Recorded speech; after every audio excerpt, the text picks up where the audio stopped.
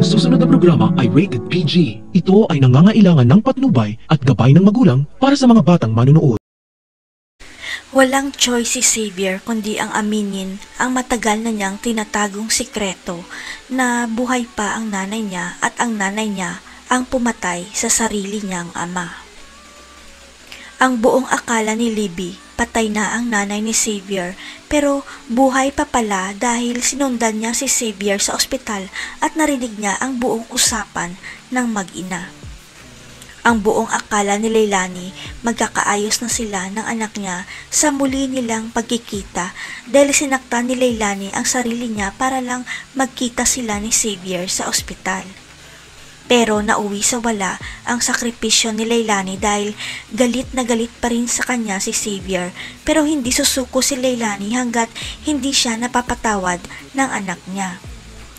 Isa lang ang nakikitang paraan ni Leilani para magkaayos na sila ni Xavier, ang makalaya na siya sa city jail dahil pinagtanggol lang niya ang sarili niya dahil papatayin siya. At isang tao lang ang pumasok sa isip ni Leilani na makakatulong sa kanya, yun ay walang iba kundi si Charlene dahil may hawak siyang alas para tulungan siya nito.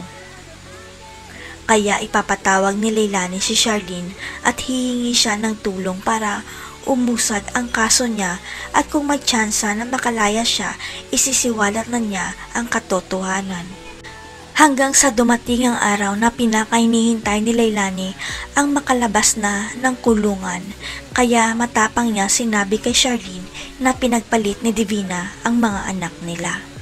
Dito na magiging malinaw ang lahat kay Charlene kung bakit hindi siya nakaramdam ng lukso ng dugo kay Libby dahil si Princess pala ang tunay niyang anak at kadugo.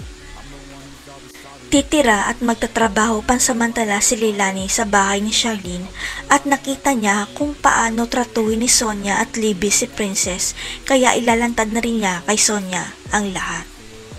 Manganganib kaya ang buhay ni Leilani dahil sa paglantad niya ng katotohanan. Matanggap naman kaya ni Sonia na si Princess pala ang apo niya. Abangan.